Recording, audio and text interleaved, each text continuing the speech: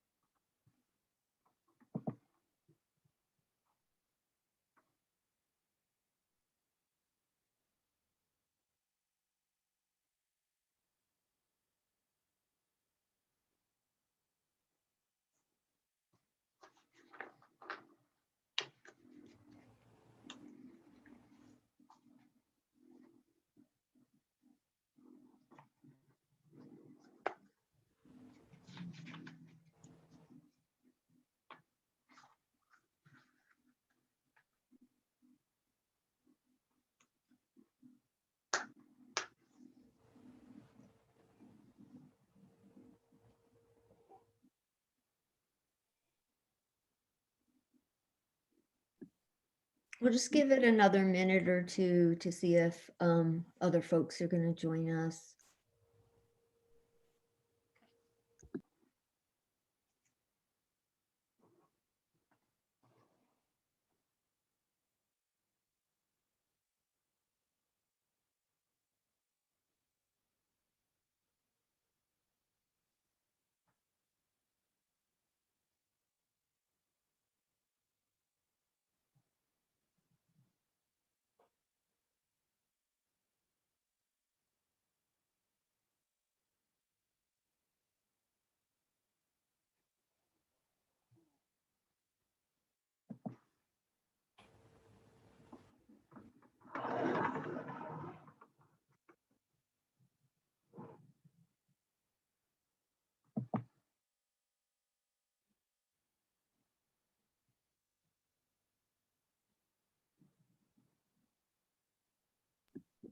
Okay. Oh, got one more person. Great. So it's 6:05. We can go ahead and start and get going. I just want to say hello to everybody and good evening. And it's really nice to be here with you all tonight. I'm Zoe, and I'll be helping to facilitate this panel. I know I'm really looking forward to having this conversation about the journey from menstruation to menopause. And it's great to see that other people are interested in having the conversation as well. Some of the questions that we asked ourselves while preparing for this panel are, how are menstruation and menopause impacted by things like gender, race, privilege, or having a psych diagnosis? And how does this relate to social justice? I think some of those questions will inform what we talk about tonight, because having those conversations about menstruation and menopause is how we can really get away from the myths and the stereotypes and stigma that can cause feelings of shame or aloneness for people. Sharing our stories can be a way that we empower ourselves and how we can connect with the wisdom that each of us hold. Whether or not the stories of our panelists tonight intersect with our own, we can certainly connect with the humanness in them and the courage that it takes to share them. Before we begin, a little bit of housekeeping.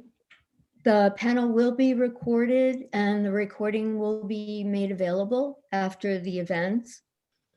During the event, folks are welcome to make comments or share information in the chat. And then after we hear from each of the panelists, we'll be able to take some of those questions. And it's a small enough group where people can have the option of either posing a question in the chat and one of us can read it, or if you want to raise your hand and unmute and just speak your question, if that makes more sense, we can do that as well. Tomorrow night, we'll be holding a more informal conversation, and anyone is welcome to join us for that. We put the link in the emails that folks received, and we also put it at the top of the chat. So that's the link for tomorrow night's conversation. Before I introduce the panelists for tonight, I just wanted to say, unfortunately, one of our panelists, Elliot, wasn't able to make it this evening. So we regret that they're not able to be here to share the wisdom that they hold. For tonight, we do have panelists Beth Mannion and Sherry Brandford, both of whom I've had the pleasure of being able to work beside and getting to know at the Wildflower Alliance during my time there. Sherry is going to start us off for tonight by sharing some of her story. And please feel free to mute while the panelists are speaking, just in case there's any extraneous noise. I know I have to do that. I have a dog snoring behind me, and it can be distracting. So Sherry, if you're ready, you can take us away. Thank you. Hello, everybody. My name is Sherry. My pronouns are she, her, and I'd like to welcome you all and thank you for coming to join us. I'm just going to read what I wrote because that's just going to be easier for me. So if you have any questions or anything, whatever Zoe just said, feel free.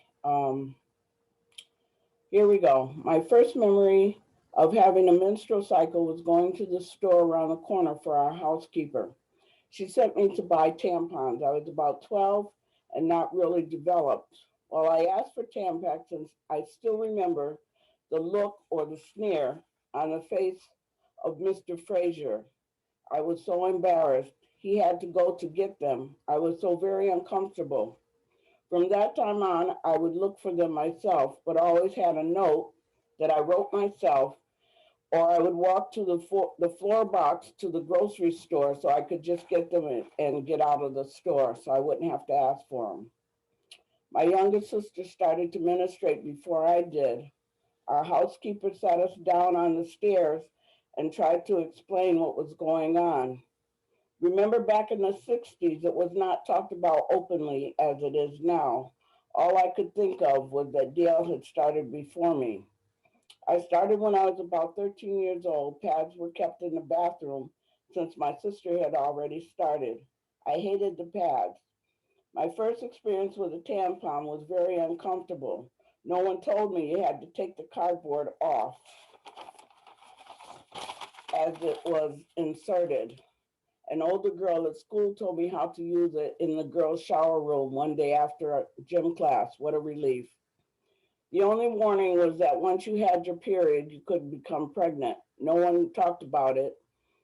I had cramps all the time a week before I started, so I was usually prepared. But I do not remember being prepared, and but I do remember not being prepared and had to leave school and go home. That was horrible because I had to wear my gym clothes and walk all the way home with the dirty clothes in a bag. After that, I kept a skirt in my locker. We didn't wear pants to school back then. Excuse me. The worst part of having my menstrual was the cramps. We had a hot water bottle and I used it often. As an adult, I could use aspirin for the pain so it would not be all that bad.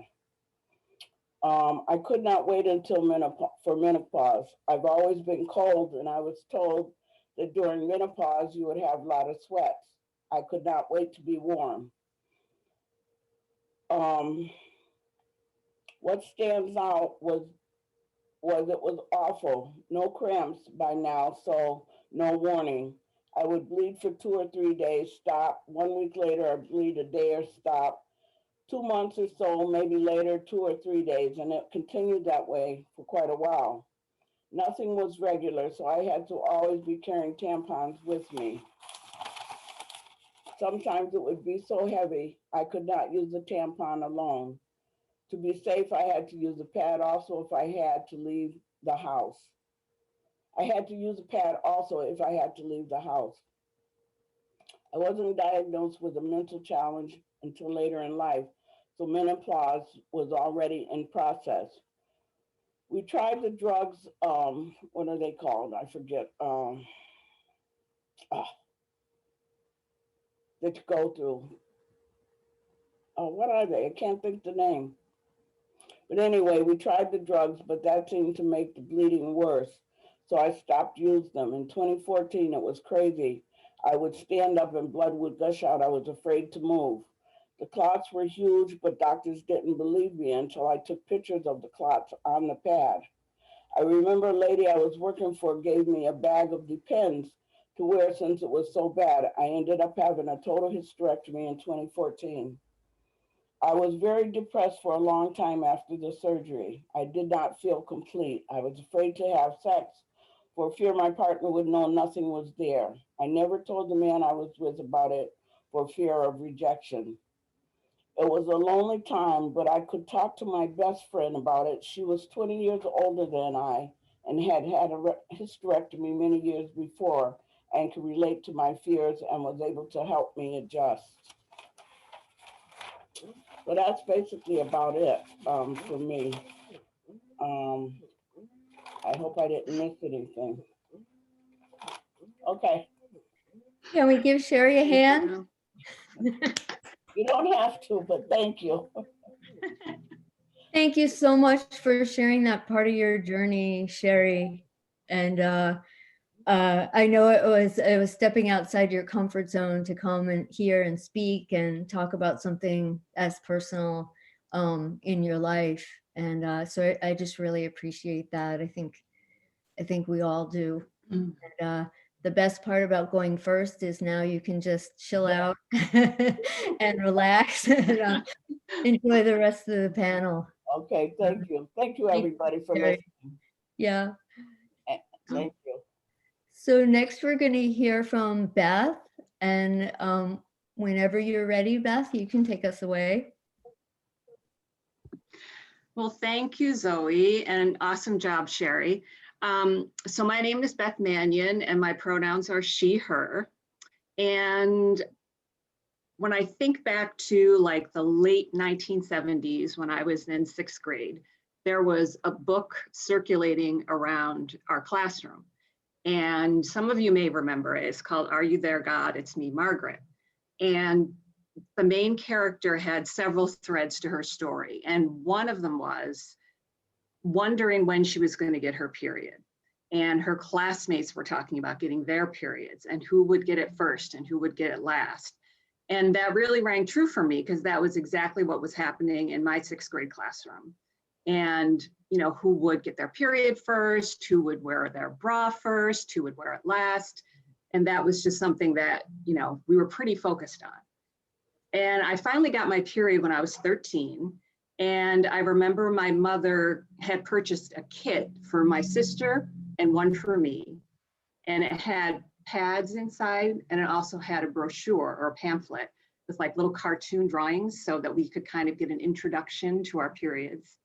And I remember one of the drawings was like of somebody like taking a bubble bath or a shower, and the caption said, make sure during your period you take lots of hot sudsy showers. And I thought, so now that I have my period, am I like extra gross and smelly? Like I just felt so self-conscious that they would make the point of saying that. It made me uncomfortable. You know, you think about like how many products are for sale for like feminine odor and this and that. And I think that's just something that we've become like socialized to feel is bad, even though it's natural and it just comes with it.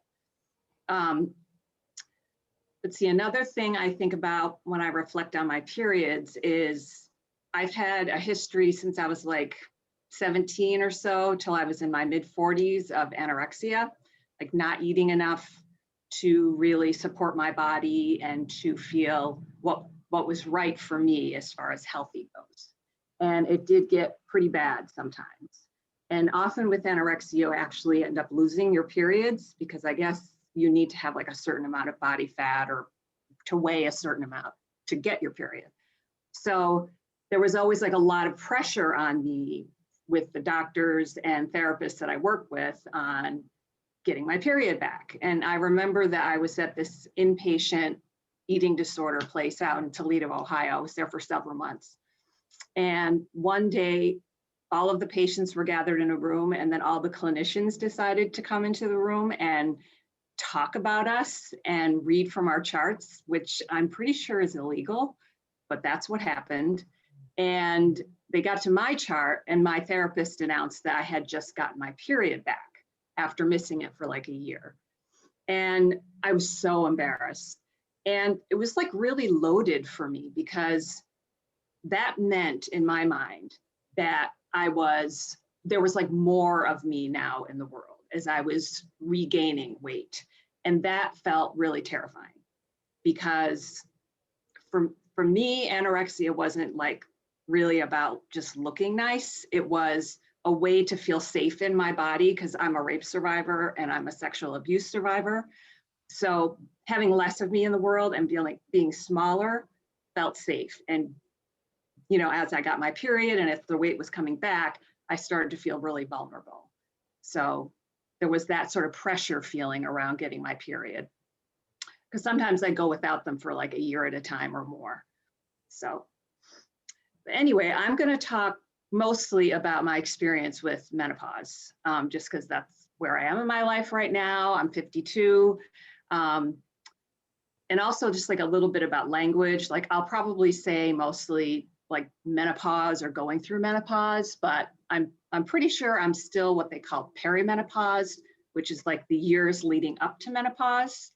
Menopause being, from my understanding, when you have gone 12 months without a period. And then after that, you're postmenopausal. So just a little language check in there. So if I think about like what I knew about menopause, it was very little. Like I remember my mother saying, you know, you're going to be going through the change of life. And I thought, what is this change? Like I knew there was a change coming. I didn't really know when or that much about what it was. I did know that it meant you weren't getting your periods anymore. So to me, that was like awesome. But little did I know what else went along with it. And of course, it meant that, you know, you weren't able to have a baby.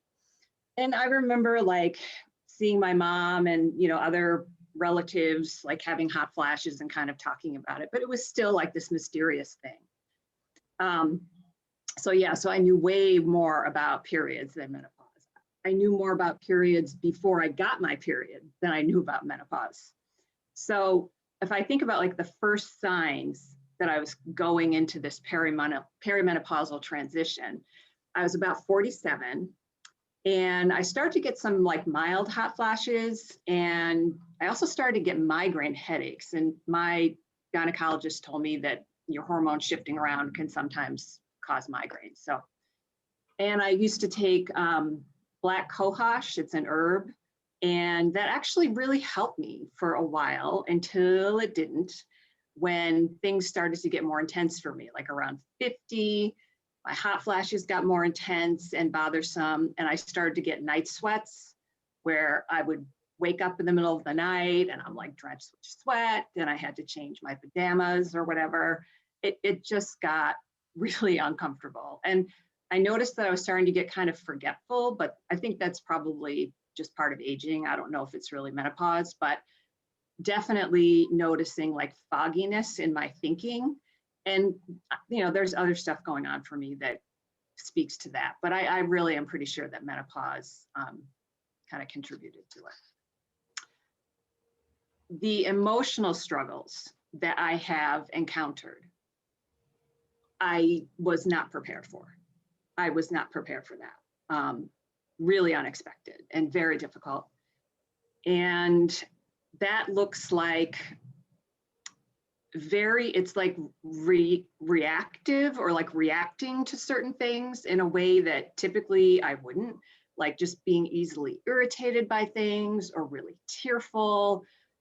And then like 15, 20 minutes later, I'm fine, like really changeable, and most often having to do with like something in my environment or something that somebody said or I saw.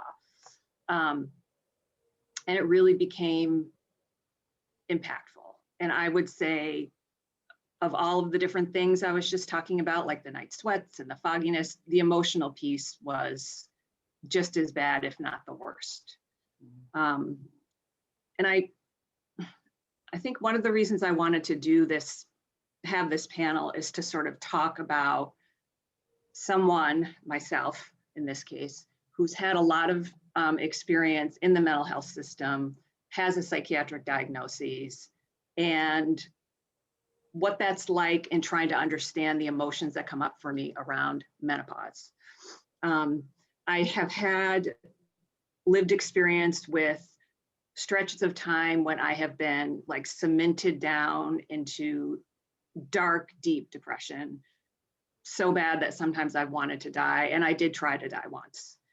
Or really, really high, like ups, like way up in the stratosphere, way more energy than I could ever want or need, thoughts going really fast, which was in itself really, really scary. I lost a lot of years of my life to these ups and downs and extreme states. Like there was 10 years of my life where I barely left my apartment because I was struggling so much. And when I had this mysterious sort of new iteration of emotional distress come into my life, once I started going through perimenopause and menopause, I was afraid that I was going to lose myself again. And I didn't understand what was happening. And I think because of my difficulties with emotional distress, I was very like wary and really sensitive. And it felt like just bigger than I ever could have thought it would be.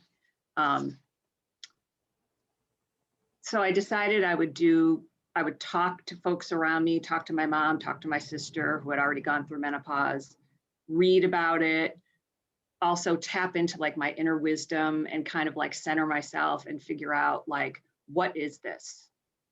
And, you know, to contrast it with the ups and downs, like the lows were long periods, the highs would be long periods, like several weeks or a month or two, used to be longer. And then in between then I'd be just, you know, okay. The things that I have been experiencing with the perimenopause, as I think I mentioned before, were not long-lived, and they were typically a reaction to something that was going on. It was just very changeable. And it just felt, I guess my point is, it just felt like super different. So I thought, okay, it seems possible to me that all of these things might be connected. So I decided to seek some insight from professionals about this. And I don't remember like which doctor I talked to first about this, but the first thing they said to me was, well, maybe you just need to have your psychiatric medications adjusted. And it felt so dehumanizing. And unfortunately, that wasn't the first time something like that has happened to me. in the medical establishment. Like, I feel like once your diagnosis is seen in your chart or you've told them about it, it's like that's the lens that they viewed me through. And through the lens of like my diagnosis instead of looking at me as a whole person. And it just felt like, you know, I'm not a one-dimensional person. Like there's a lot more to me, and I'm not just like a receptacle for psych meds. And, you know, the other fear that I had in dealing with this medically was, you know, I have been hospitalized a bunch of times where I've been forcibly medicated. I've been medicated without being told what the side effects or impacts of these meds would be. That's also happened, you know, on an outpatient basis too, not just in the hospital. And, you know, I've had some like really serious side effects, like movement problems, like tardive dyskinesia and akathisia, which can become permanent. I mean, it was big time. And so I was really, really attuned to listening and asking about possible side effects. And I was really determined that once I started looking into this, that I would have a voice and I would make sure that I had choice. It felt really important to me. So fast forward to a few years ago, and I have found a wonderful gynecologist who really understands a lot of the things that I was just talking about and is willing to spend time talking to me about what my choices are, what are the pros, what are the cons, what are the side effects. And for somebody that's been wrapped up in the psychiatric system for so long, to hear someone say to me, this is a choice, it's your choice, I cannot stress enough how much that means to me and how important I think it is. And I think everybody deserves that. So working with my gynecologist, I did decide to start HRT or hormone replacement therapy in the form of a patch. So every week I slap on a new patch. And actually I will mention too, some things that I've read, and also something my doctor mentioned to me, is that there's a theory that serotonin is actually linked with estrogen. So that kind of, you know, it seems kind of plausible to me that maybe that would be impacting like sort of the emotional situation that I've been encountering. But that's you know, my own experience in the way that I'm kind of looking at it. But so the HRT has really helped me. I mean, it's not perfect and I wouldn't expect it to be perfect. I still get some hot flashes, but it's so much better than before. And the emotional piece has really settled down a lot. And that has really made my life so much easier. I also had hysterectomy a couple of months ago. So luckily I still have my ovaries. So whatever little bit of estrogen is still in there, that's to my advantage, I guess. But unfortunately, that means I don't have my periods as a marker to determine when I'm actually in menopause and then, you know, postmenopausal. My doctor told me there's some hormone tests, but they're not like really that accurate. So I'm still a little bit confused there, and I have to talk to my doctor more about that. So anyway, so it's definitely been a time. And I've been thinking about like, how can I make meaning of this experience?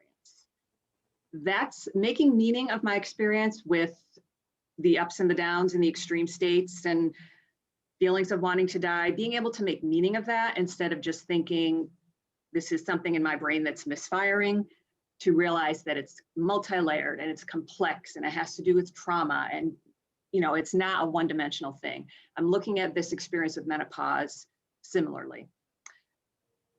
I have been looking at it as kind of like a marker in time and thinking about my age, thinking about my mortality, thinking about what regrets I have in my life and what would I have done differently. Not having kids. And I didn't really necessarily want kids, but it's sort of like, it's a choice I had, but I didn't make it and now I can't make it anymore. So I don't know, I guess it kind of doesn't make any sense, but sometimes emotions don't. So looking ahead, I feel like I've gained a lot too from this experience. Like I'm learning to trust that inner wisdom, and I feel like that's growing and increasing as I'm getting older, and to trust my intuition. And really appreciating that I've had a community like this one where I have been able to make meaning of these things and to talk about it and to shine a light on it and get it out in the open and not be ashamed to talk about it. And to remind me that I'm really the expert of my own experience. And I think we all are. You know, we know ourselves best. And being able to bring that to the medical piece of this has been really important, has made a huge difference in how I'm navigating things. So I guess in closing, I would say that I'm really trying to, you know, explore this journey and be on this journey in a place to sort of like take stock of my life, to set some new intentions, to let go of things that aren't working, and to just embrace this transition as a new way to be in my body, a new way to maybe understand myself and the point I'm at in my life. And despite the cramps and the hot flashes and the whole spiel, to be grateful. And I'm grateful for everyone listening to my story. Thank you. Thank you, Beth. Thank you. Thank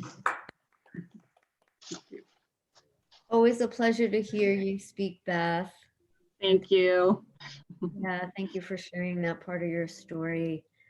So we want to leave opportunity for folks if people have questions, if they want to ask questions of the panelists, or if you want to share something from your own life that you connected with in the sharing of these stories.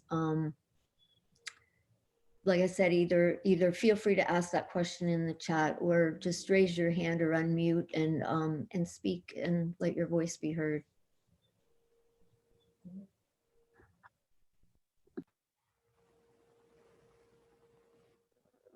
Leslie, it looked like you have a hand raised. I was thinking about the time my sister and I went trotting downtown to buy some Kotex pads. And we went to this local deli that we went there all the time. And we went through that exact same thing. I need to get some Kotex. The man, the owner of the deli, yes, what kind would you like? Kotex. Yes, I understand. But what kind would you like? We need to get some Kotex. Okay. You know what? He thought we were saying cold cuts. It was so embarrassing. But, you know, we kind of laughed it off. But that was just one of those things that you don't really think about. Thank you so much, Leslie.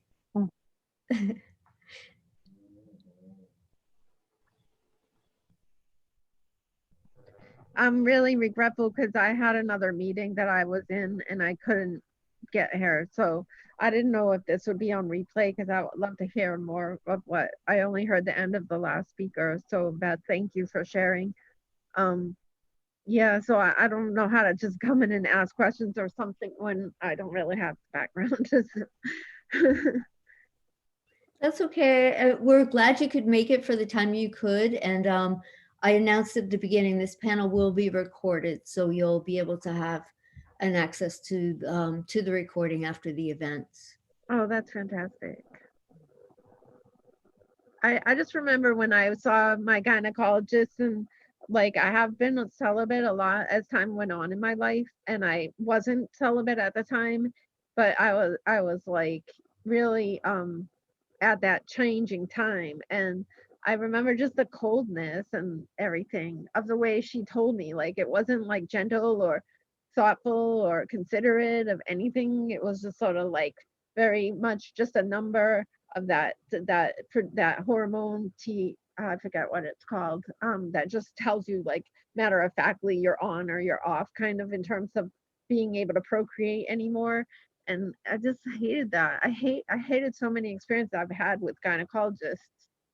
And yeah, that when you put it in the backdrop of like how you've been treated in psychiatric circles and being hospitalized and not having choice and not being respected. And I loved what you said, Beth, about I'm not just a receptacle for your drugs, you know, like they always say your drugs. And then I'm like, they're not my drugs and they have nothing to do with me and I don't take them, you know, like they're not my drugs. They're not his drugs. They're your drugs, you know.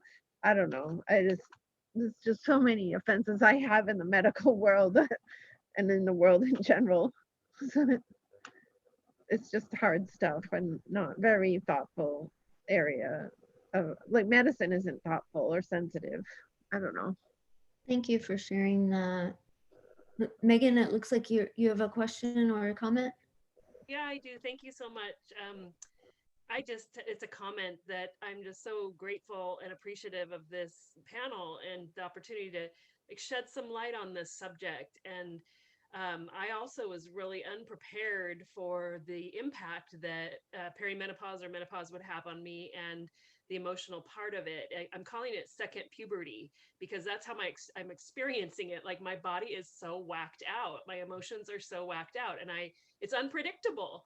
And I'm trying to get settled down with, and I feel like everybody who has a uterus is going to have some impact for this. So we need to talk about it. And I'm just so appreciating that this is being talked about. So I'm trying to get squared away with hormones, but I'm finding barriers to care because I have Medicaid and I formerly had private insurance, and the disparities in healthcare, depending on what kind of insurance you have, are a travesty. And I live in the state of California. So anyway, it's just been a real difficult time, and I would just pop off about stuff, like be so irritable and so angry, a level of anger and irritation, and what was coming out of my mouth, like, who is that? Who said that?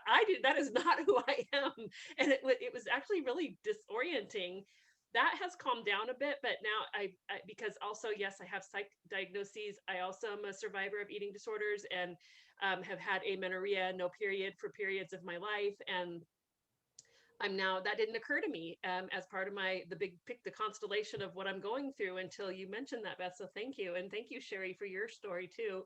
I'm just, a lot of swirling is going on because I'm relating so much. It's really the first time I've sat down in a group of people to talk about this and take the stigma and the shit, because there's so much secrecy and shame around it. It's like something that's impolite to discuss, you know, and I want to discuss it. It's really important and impactful. So I guess that's it. Thank you.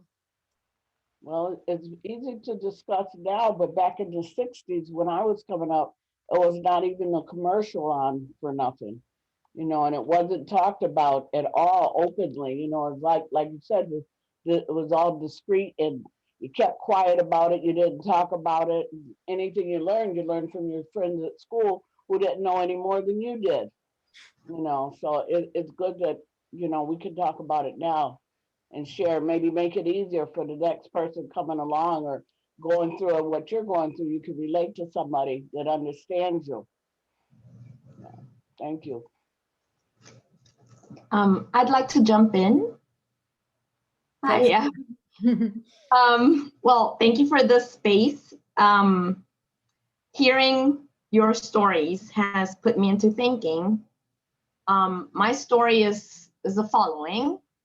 I recently rationalized, less than a year ago, I'm a Munchausen's by proxy victim, which is when your mother gives you unnecessary medications. Do you think menopause is medicalized in our society?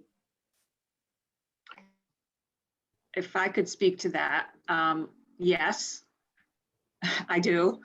And I mean, I know that I'm in the medical system with my HRT and my gynecologist and whatever, but I do think primarily that's where the mind goes, and that's what's in the lexicon. And, you know, there's symptoms, and I've even said symptoms, and I probably should find another word, symptoms, or it's like an illness or what have you. And I think it would be interesting to kind of like think of it in a different way. Like, I think some people have mentioned here tonight, like a period of growth and a period of transition, and like experiencing the world in a different way, experiencing your body in a different way, instead of this is a problem that has to be fixed with medicine, because that doesn't fit for everybody. Yeah, I do think that it tends to be medicalized. I mean, if I think about even my lived experience with extreme states and the ups and downs I was talking about. I mean, that I think is so often medicalized, and it's an illness. And I don't think I have an illness. I think I experience my emotions in ways that probably most don't, or some don't. So yeah, I think viewing it that way has helped me to feel like less broken. So I really appreciate that question, and that's something that I'm going to reflect on myself as far as the menopause goes. I don't know if there's anybody else that has any ideas about that.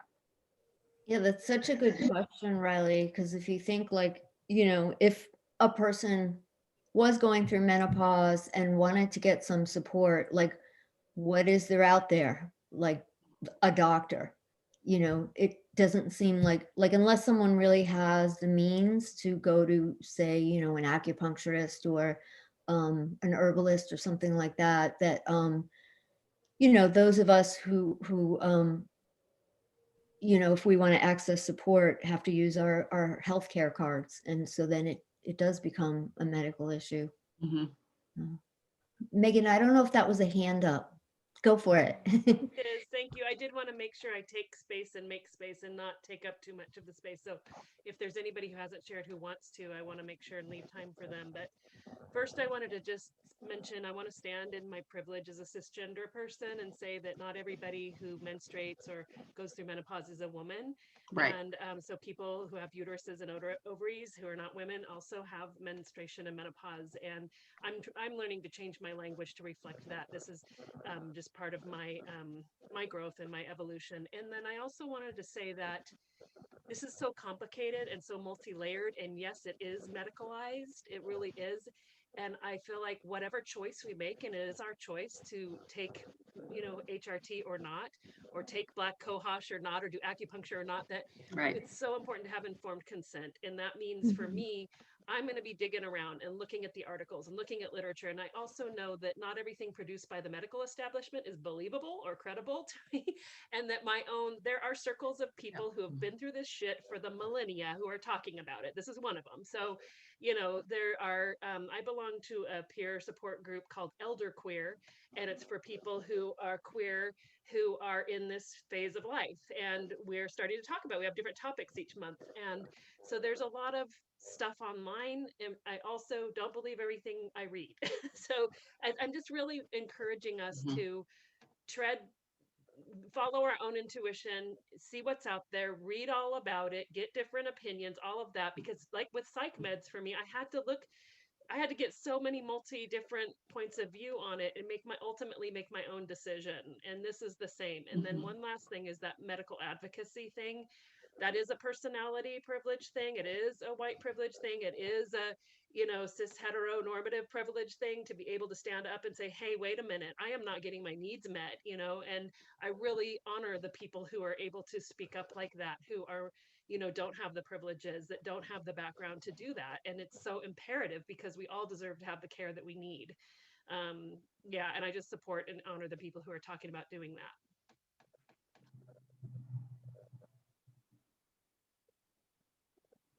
that. What people said reminded me in the early times that I had like what might have been hot. Ask questions of the panelists. I'm just wondering if Beth and Sherry, if you had questions of each other, hearing each other's stories, if anything came up. No, I'm just.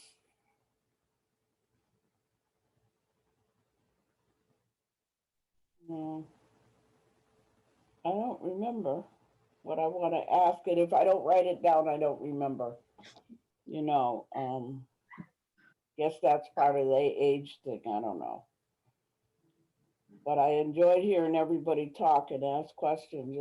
It's important to be able to talk about it to people who understand you and that are going to be honest. That's the biggest thing for me now, is to be honest. If I don't know something, I'm not ashamed to say I don't know. Where back in my time, it just wasn't talked about. Where now we have, even like getting a second opinion. Back when I was coming up, say like in my 30s, You couldn't ask for it. It wasn't real. It was just coming around where you could ask for it, but you felt, well, your doctor's going to feel you don't trust them. So why are you going to ask for a second opinion? But that's something you need to do. Like if you're not satisfied with one person, you need to find somebody else that's going to give you the answers to satisfy you, even if they might not be correct, but at least they're going to satisfy the need that you're asking. I'm asking, well, why should I take this? You know, they're so quick to say, well, here, she's been on this, let's just add this one to it. They want to add something to it before they even know where you're at. You know, that's my biggest problem with your chart following you from doctor to doctor. You know, I don't think that should be something that we do so easily. You know, you sign that consent form so that they can get the information. I don't think we should do that without thinking about it first. The consequences are that they get that piece of paper, they look at it and they say, oh yeah, she's this, that, she's been, oh Lord, yeah. Okay, well that's done. And then they decide who you are, what you need, and that's it. So when you go in there, they're not really even listening to what you have to say. So yes, if this one's not listening, even though you just have limited insurance, you still have the right to find someone that's going to listen and answer your questions the way you feel they should be answered. Yeah. That's me. It's good advice, Sherry. Yes. Thanks. You learned the So hard I- way. I think I have a question for Sherry, if that's okay. Yeah. I've been, as I think I mentioned in my share, I've been thinking a lot about how going through this menopausal transition has made me think a lot about where I am in my life and my age, and thinking a lot about the taboos that we have around aging in our society. And I'm wondering how you feel about that. And if are there any things that you feel are advantages to growing older, any lessons that you've learned, or anything that you feel has changed in a positive way for you?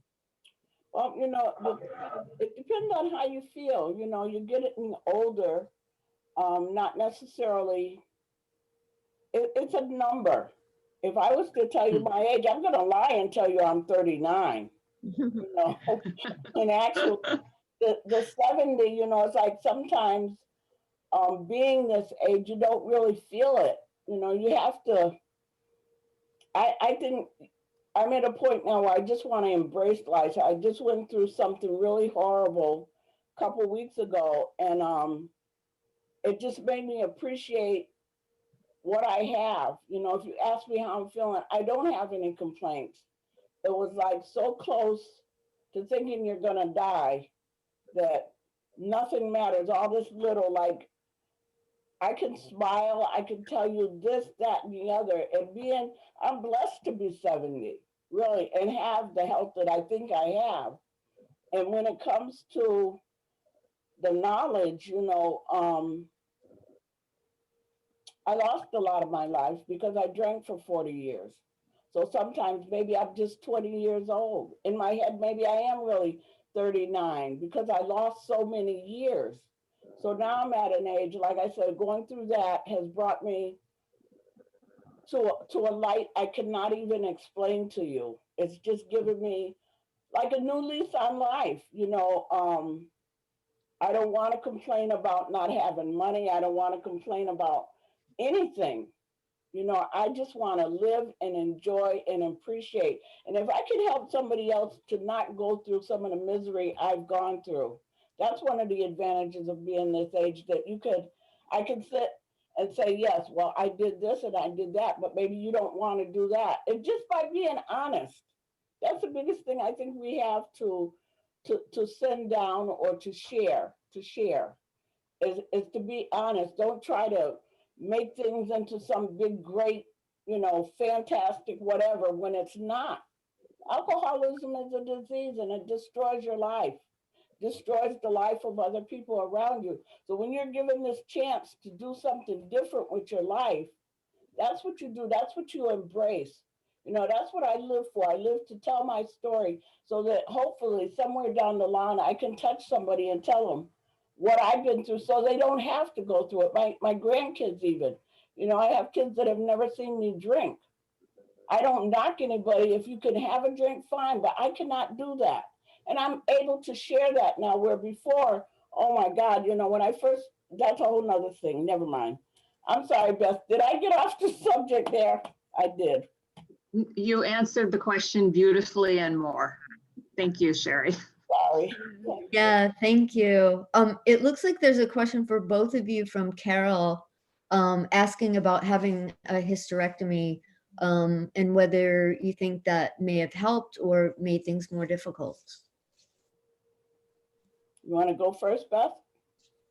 Sure. I'll talk about my hysterectomy. I do it a lot. I think it helped me. The main problem that I had a hysterectomy for, I had some abnormal bleeding, but mostly it was pain. And I was in a tremendous amount of pain. And I have to say, since having my surgery, that's like not around anymore. And I mean, it was just really successful for me. And I knew going into it that might not be the case. So I feel really, really lucky and grateful that it helped me. The only thing I will say that I think I mentioned earlier on is that now I don't have periods. So it's going to be a little trickier for me to tell like where I am in the whole menopausal situation.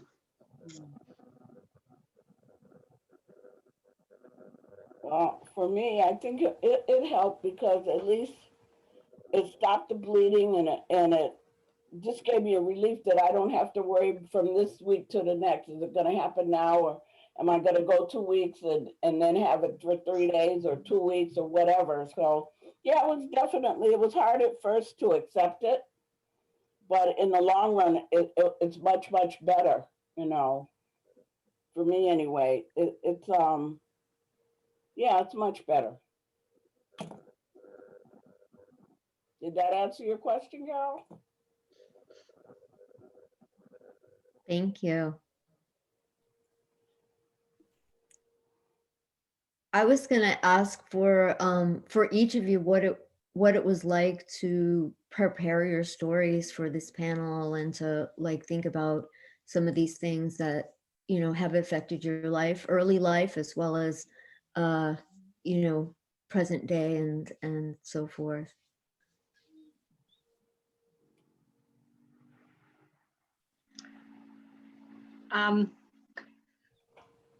Yeah, it was really a great opportunity for me to kind of take stock and look back on my whole story thus far.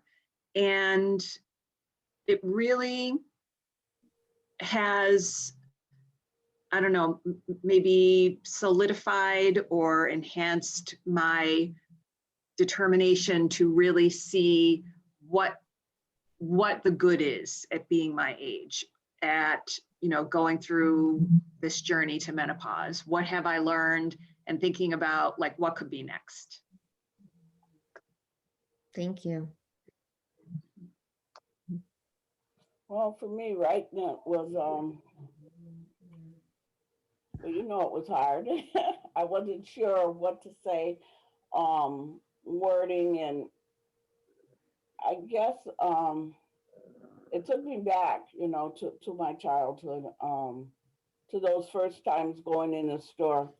And those weren't pleasant times, you know. Back then it was very embarrassing, and I don't know, I just hated going to the store. Every time she'd send me to the store for it, I would write a note and take it so I wouldn't have to ask for it, or else go into the grocery store where I could look for it myself. So it brought back some memories, but it also,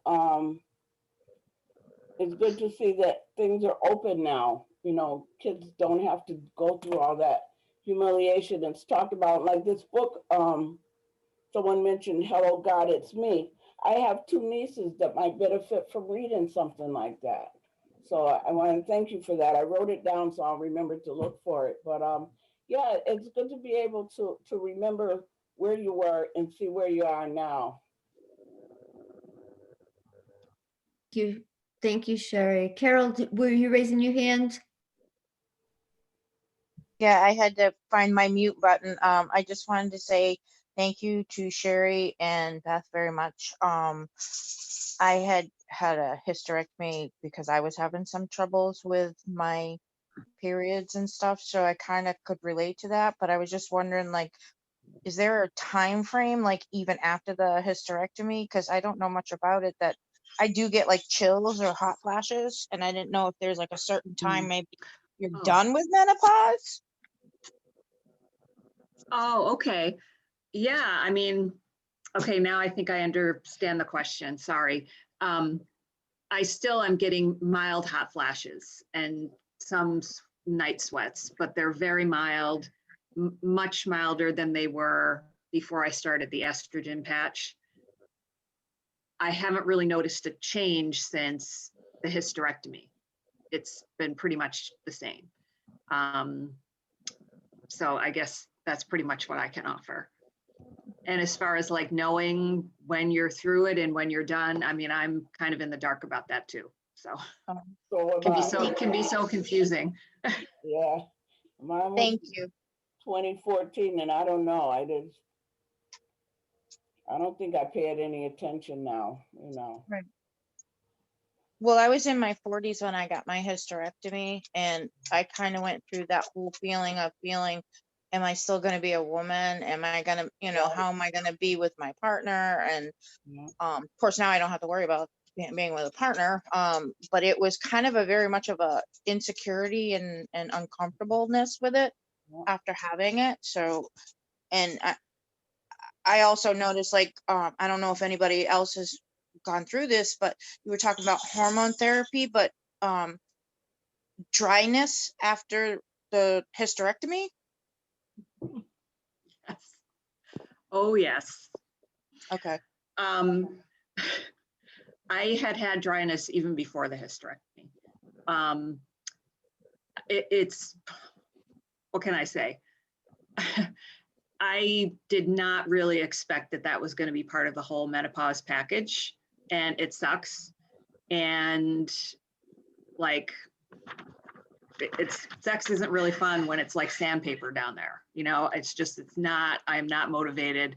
But since I have talked to my doctor about it, I actually have this like ring that I insert every 3 months, and it can treat you with estrogen locally.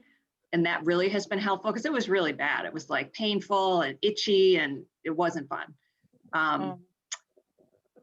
But yeah, so in other words, I have been able to mitigate it, but I guess what I'm doing is I'm trying to validate that, yes, it really sucks.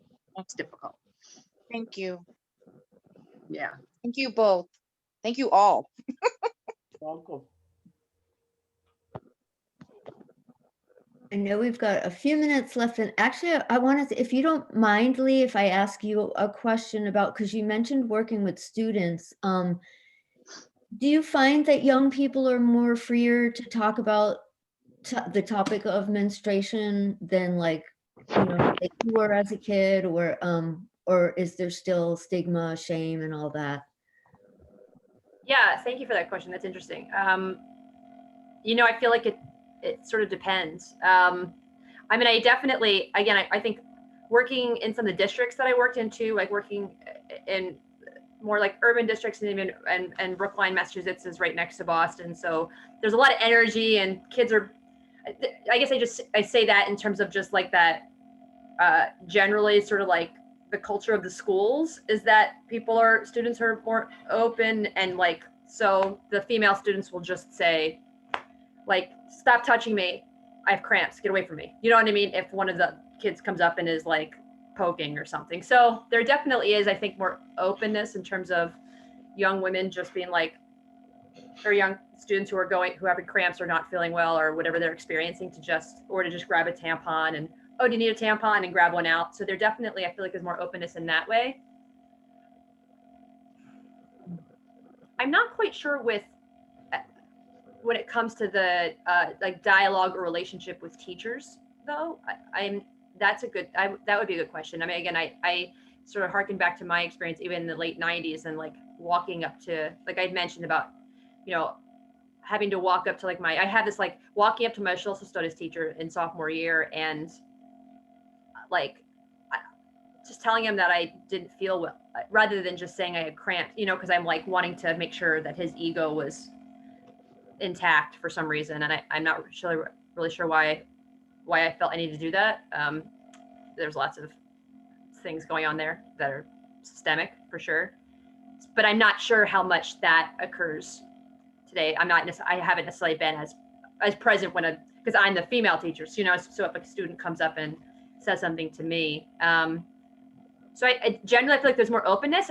To that point though, I don't necessarily feel, and I feel like what I find myself often in dialogue with other people about, and where I often feel a deep sadness, is around the ways in which I feel like we're not necessarily taught across genders to care for each other and the understanding of each other's bodies.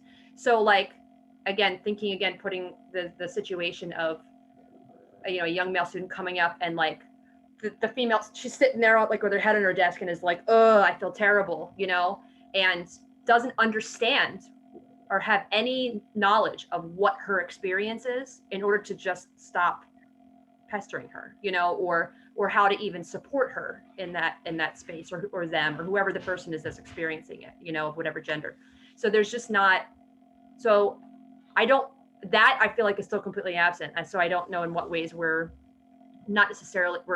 doing great disservice to each other and our young people by not having dialogues where we are learning about each other's bodies, and there's a dialogue that allows us to be able to help heal and serve each other wherever we're at, you know. So, you know, so that I don't see those sorts of things, you know, or even like, you know, if a boy's grown up in a home, you're like, oh, I have sister, like, let me help you out. I don't necessarily see those kinds of things happening where it feels like there's a real connection there.